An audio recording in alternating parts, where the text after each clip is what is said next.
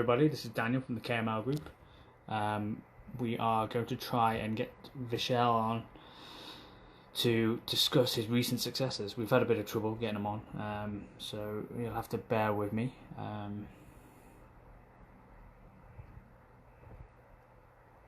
Yeah, and we've finally done it. By goodness.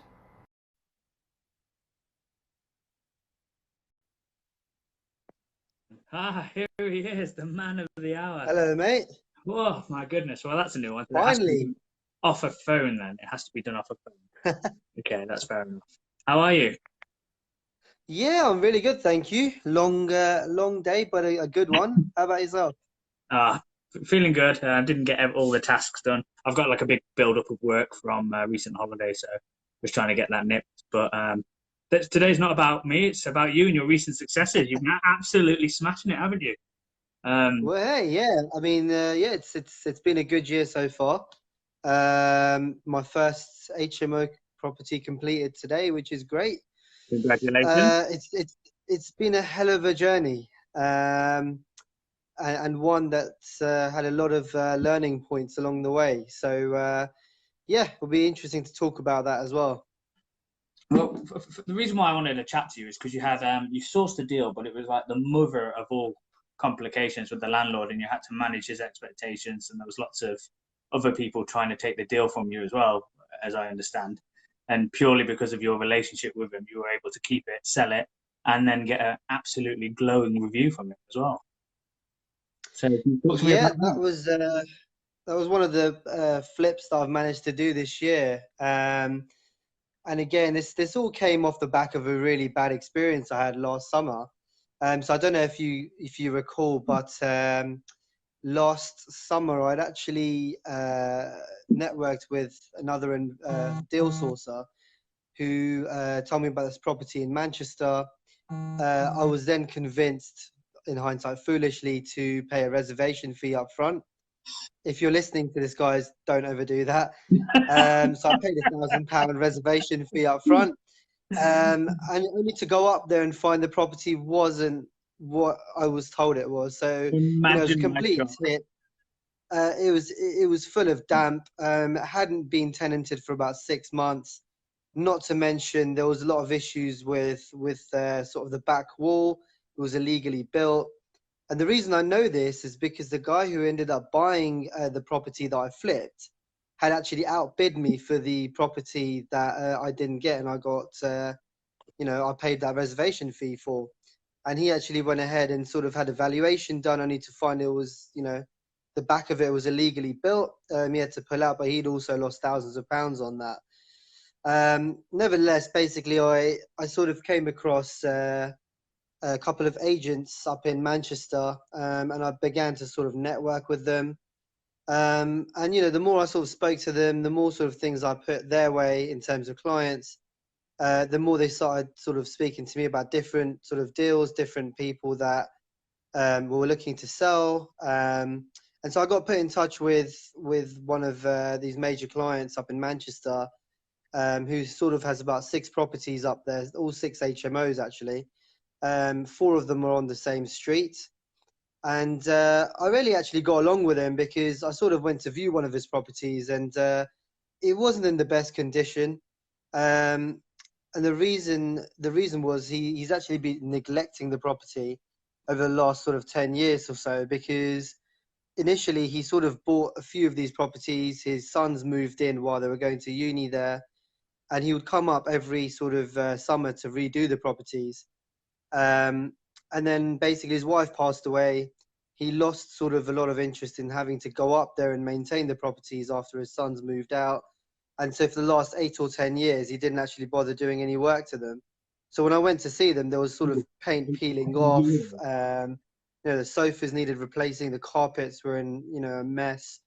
But basically, he just wanted a hassle-free sale. And by the time I finished speaking to him for the first time after about half an hour, he actually just said to me, Vishal, can I talk to you for a minute? You seem like a really straightforward guy, and not like one of these bullshitting estate agents that I normally deal with. So, if you can get me a deal, I don't mind, if it's a little bit less than what I'm expecting, but I just want a quick, hassle-free sale. And you know, you seem like someone that I can trust and I want to work with. The thing is, he had 4 properties on the same road, and he wanted to sell one at a time over the next few years, because Is in that 4 years his capital gains? mortgages were. Sorry, Because of his capital gains allowance. it was more because his mortgages were all finishing in 4 years' time. Right. And I think he's 70 years old now. He just wants to sort of get rid of them all.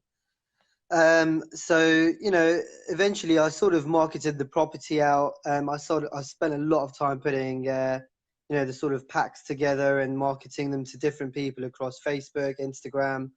I'm really sort of learning from how other people have sent documents over to myself, and I've sort of picked up what appeals to me about the way packs are presented, the way figures are presented. Because I think the more sort of data you look through, there's a lot of bullshit in a lot of them as well. And you really sort of need to spend a lot of time researching stuff, making sure that your figures stack up.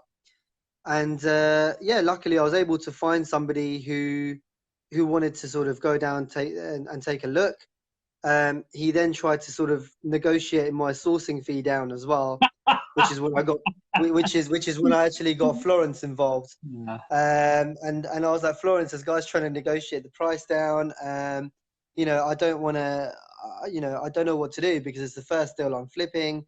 I don't want to lose the client. And Florence convinced me to sort of stand my ground and just sort of, rather than, you know, get defensive about it, try and convince the guy of the value add and sort of why I'm, or sort of justifying the fee I'm charging, basically. And in the end, he sort of understood because, you know, he didn't want to miss out on this deal. It's very difficult to come across really good HMOs in Manchester Yeah. at a reasonable price. So this was just to sum up, it was a 4-bed HMO, and I think we got it for 155, which is a really good price for Salford, actually. So yeah, no, the whole process sort of went on a little bit of time.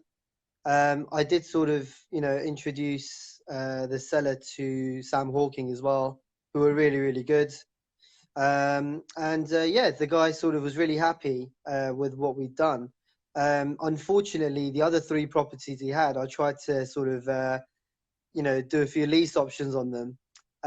But you know, although he sort of understood the concepts of it, somebody else came in and kind of gave him a guarantee that they'd buy each property one after the other over the next 3 years. And I think the seller just wasn't convinced about, you know, having the guarantee that I would buy those properties off him at the end of the term. But you know, nevertheless, he's got a few other properties around, which he's going to sort of want to get me involved with. But yeah, overall great experience. You know, he's really built a good relationship with me. He actually messages me now on WhatsApp just to see how things are going and if, you know, what's happening in the world, really. So yeah, really good experience there. Well, what's the biggest change from the first deal, you know, where you got burnt and you lost a bit of money, to this deal where you were more diligent and you're more experienced? What's the biggest change that you do now before you even look at a deal? What's your process and how has it changed? I think firstly, you kind of figure out what the pitfalls are, which, I mean, it's hard to say this, but I think sometimes you have to go through those things in order to sort of you know, spot sort of where something doesn't sound right. Whereas before I was just like, oh wow, look, this sounds like a great deal, I'll just go for it. Um, and you know, that's not how it should work. So I'm a little bit more thorough in the way I sort of, you know, research stuff. I'll only work with people that I trust or I've got a relationship with.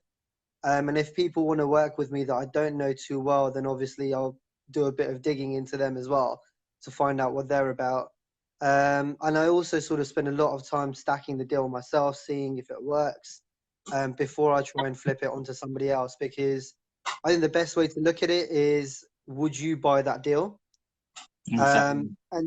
Exactly. And it's pretty tricky trying to sell, I don't know, a property in County Durham, which you know isn't really going to go up in value over the next 10 years. It's pretty hard to sort of sell it as a long-term investment, even though the immediate cash flow might be good. And so I think it's just about being honest as well, and putting forward things that you feel that you would like to buy yourself. So yeah.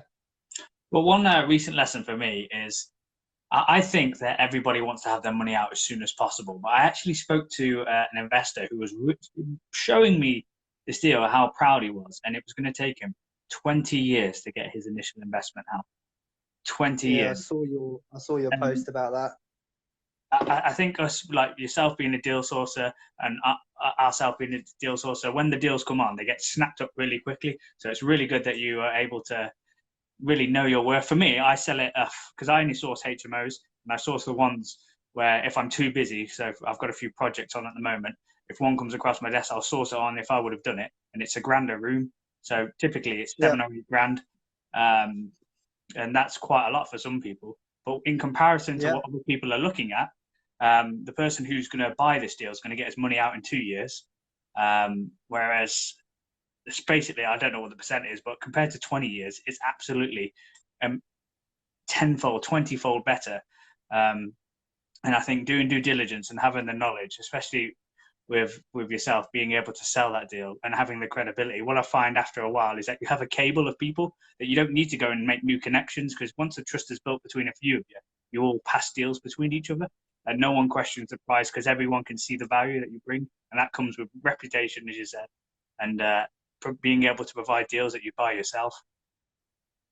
yeah. I think the other thing I learned was there's a lot of people in the inner circle that have messaged me over the last few months asking, how long it's taken me to get my first deal, or what was the first thing I was able to achieve. But you know, I think it's all a learning process as well. It's a massive learning process. I mean, the first 6 months I was doing Florence's head in because I just wasn't I just felt I wasn't getting anywhere. I was spending money on Facebook marketing, on leafleting, and it just wasn't working for me. I wasn't getting anywhere.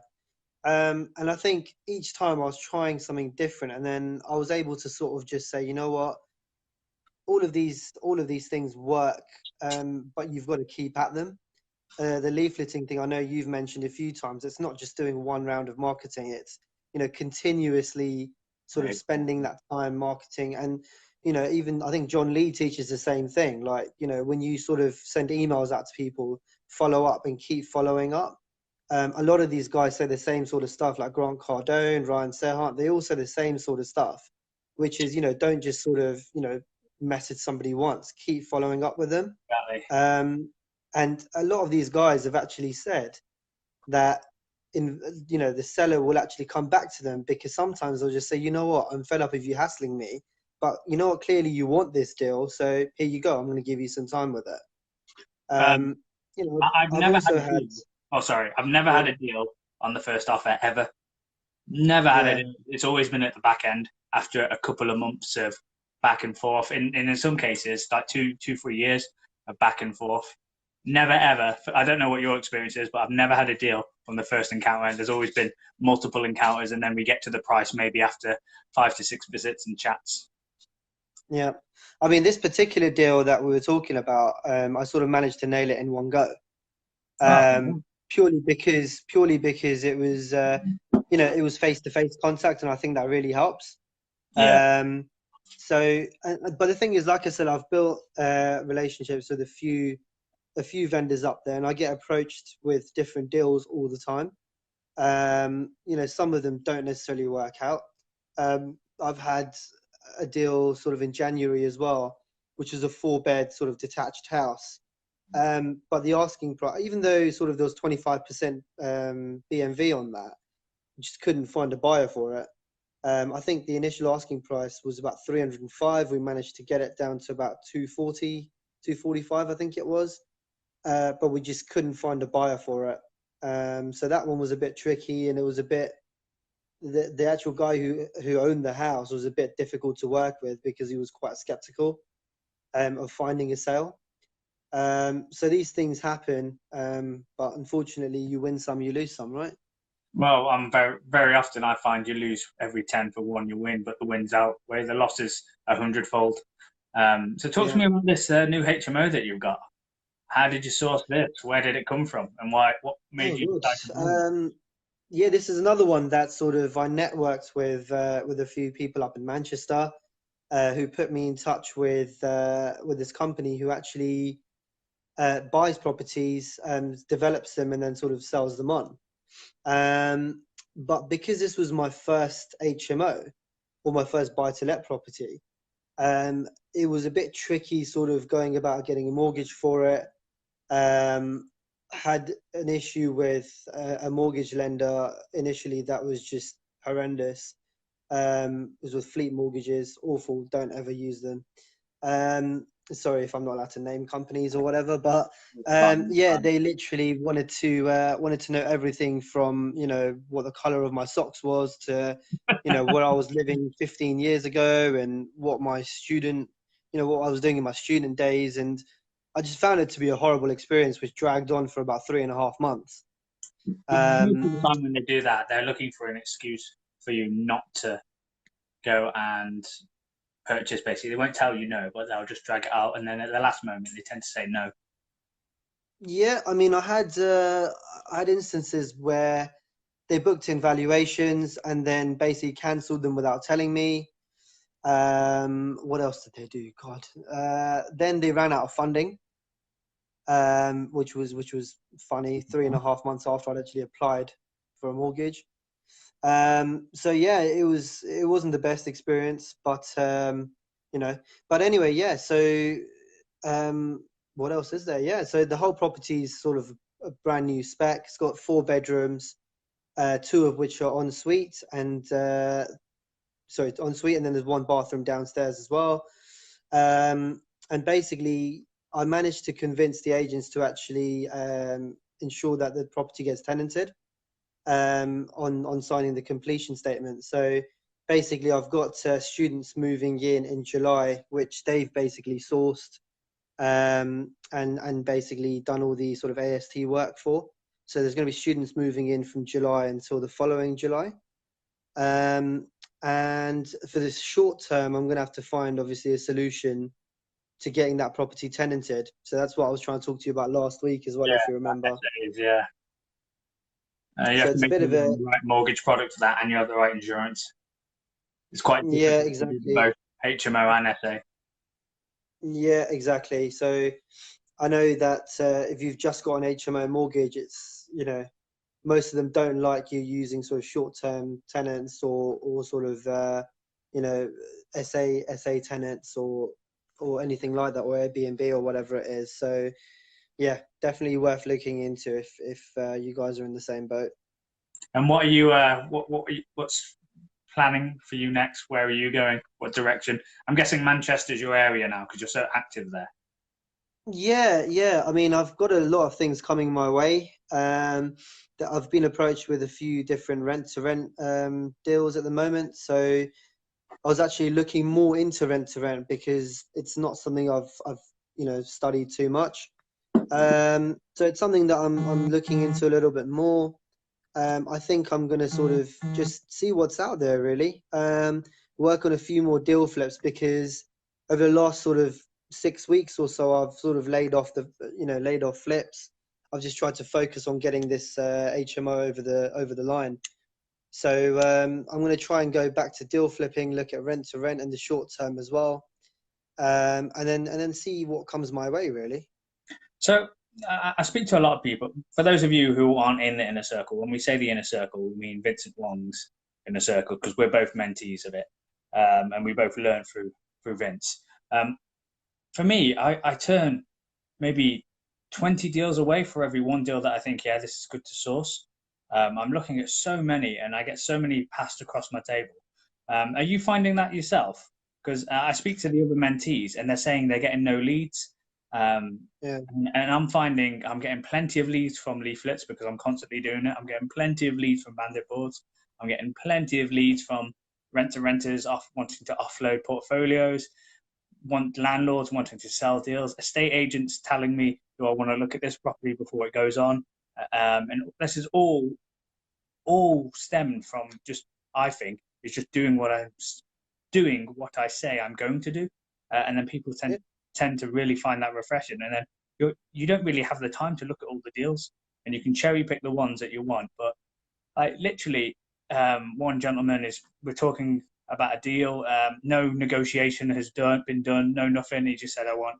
The starting price is 380. Already, I know the market value is 460 easy, and now we're just trying to negotiate it down. And I'm finding staying in one area as opposed to spreading my marketing across the country is like the compound effect of being in the same area is just undescribably helping my property journey. I can't emphasize it enough. And I know some people source through the whole country. But what are your thoughts on picking an area and sticking with it?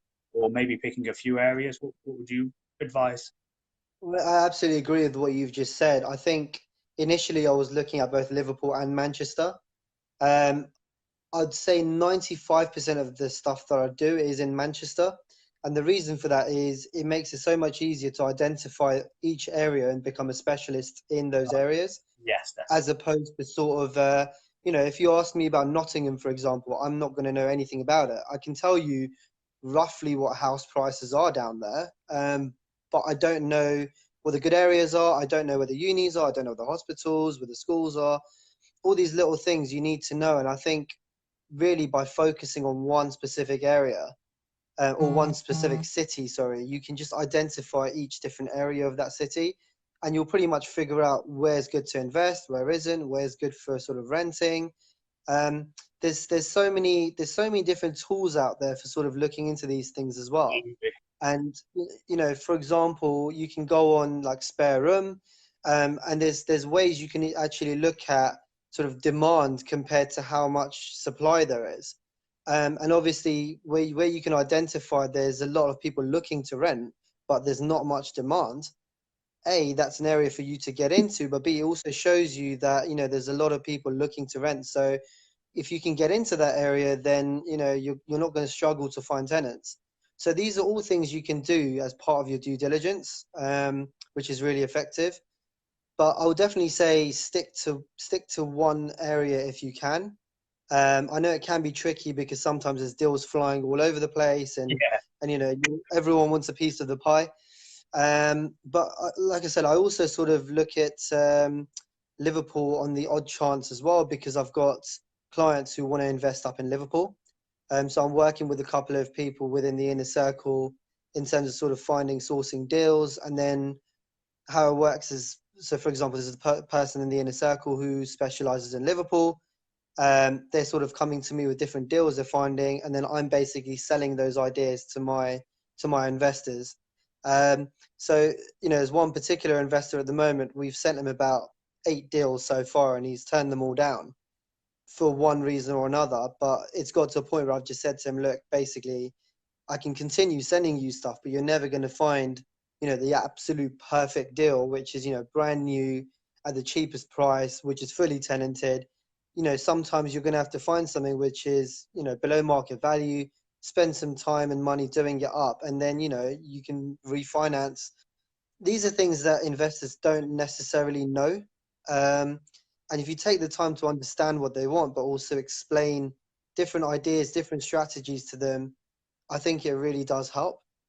But in terms of getting deals coming across my way as well, I'm getting agents all the time sort of messaging me with different deals, because I've built up a good relationship with them, because I've introduced them to different clients. So yeah. So for somebody who's struggling, who says, I'm not getting marketing's not working, I'm not getting any leads, what would be the biggest sort of kick up the bum that you'd like to give them, or the biggest tip or a piece of advice? Well, the first thing I would say is remember your why. And I know I wrote this down in the group the other day, but you've got to know your why. Everyone sort of, joined this group for a reason. Um, no one's joined and wants to sort of just have wasted their time and money just sitting around doing nothing, coming to the masterminds once a quarter, and then again just not doing anything. And again, I've spoken to a lot of people who don't necessarily know where to start, um, or some people that lack the required motivation. But if you don't want to sit there sending out leaflets, or you don't want to sit there sort of putting letters out, and there's different things that have worked for different people. I know, Dan, leafleting's worked for you. Volt is an example where he sent out sort of letters over and over again, and he's got leads coming in.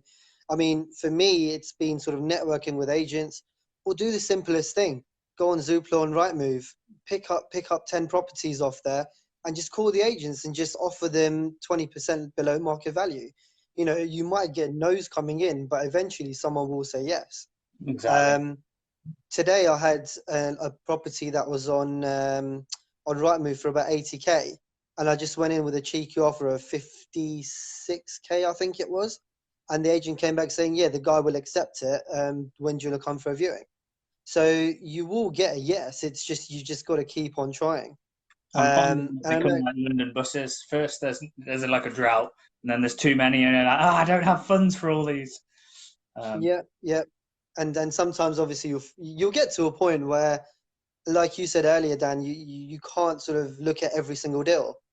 But it has got to a point where I'm actually calling people from Zoopla and Rightmove and just saying, look, the property is worth this much. I mean, this is what my offer is. What do you think? They could come back saying no, which is fair enough, and then you move on and go to the next one. But just make sure you've got investors lined up. They're fairly easy to find. Just make sure you qualify them. But like I said, Zoopla or Rightmove is the easiest thing you can do, and there's no excuse for not doing it. It doesn't take exactly. up much of your time. In fact, you don't even have to call agents. You can just literally fill in the form and say, look, hi, I've seen this property. I've got clients that are really interested. However, my offer is going to be blah, blah, blah. What do you think? That's it. That's really good advice. People can just blanket the area that they choose to, and maybe they're all no's. But if they put them in a spreadsheet, hit them up every couple of weeks, eventually Yeah. one of those will turn into a deal. There's no excuse for saying that the marketing isn't working. The answer should always be more marketing, getting attention, letting people know what you're doing. That is the biggest thing that I think is being really loud about what you're doing. Then you'll get investors contacting you, and you'll get people wanting to sell contacting you. And as long as you do it honestly and you're not completely cutthroat, you after a few months and a few years of people knowing that you're a good bet, you'll have too much money, too many deals, and not enough time. Is what I'm finding. Yeah, no, that's definitely the case. But as I said, the other good thing with going through Zoopla or Rightmove is it's not costing you anything to do it, Yes, right? It's free. You're not spending money doing leafleting or writing letters or, they like you know, free. I mean, I can sometimes do it while I'm on my lunch break.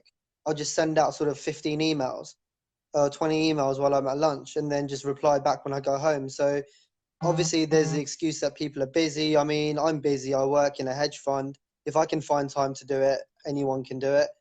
Um, you just need to, like I said, know your why, and then just map out what your plan is. Map out what it's going to take you to go from zero to where you want to be, and then just work backwards. That's what I do.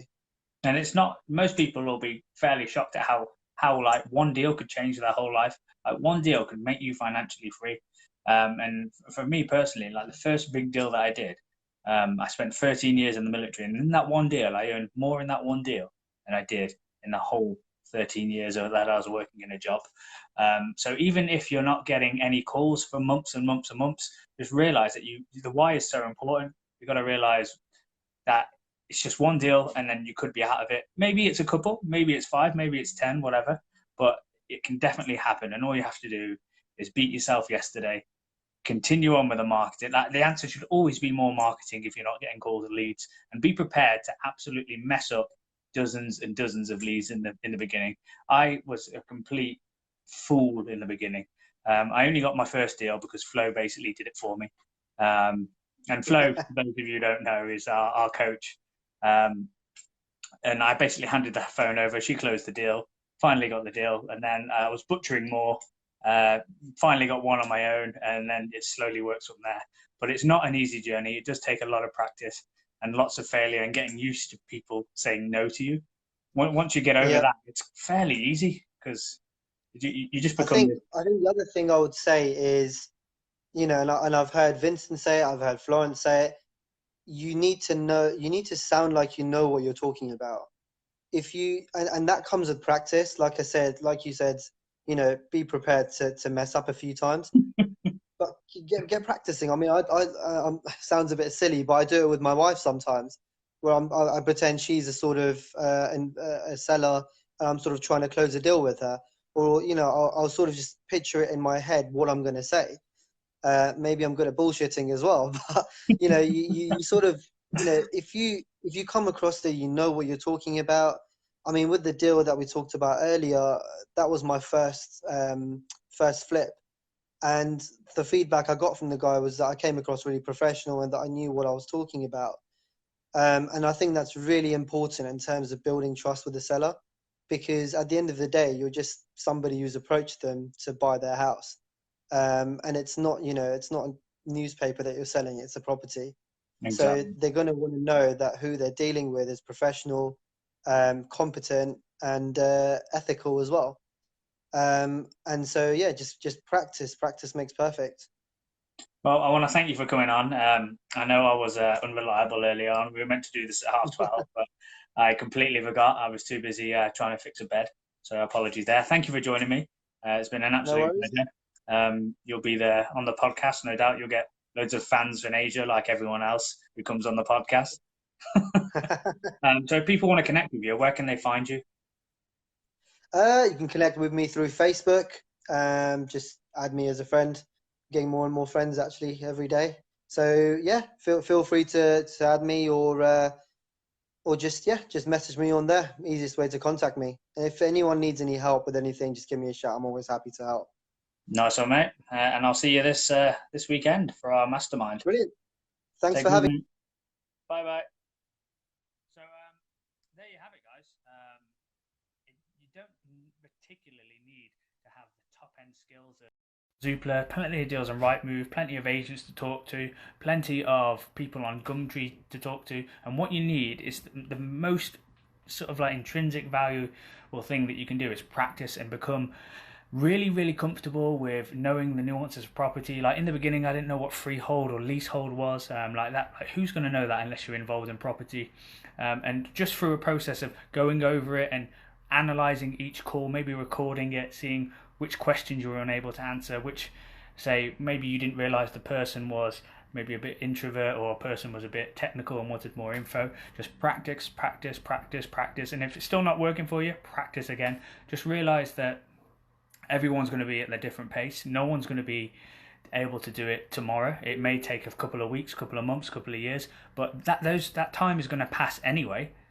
So why not at the end of it become a really, really good negotiator? Because this just doesn't help you in property. It helps you in the whole entire life. When you become good at a skill, it sort of bleeds into everything else, and you become a really competent, socially apt person if you're able to discuss with people, read the tone of the voice, learn that what you say isn't really too important. It's a lot more about how you say it. Like saying, "I'll give you £100,000." is very different from saying, "I'd like to offer you £100,000. Here's the reason why."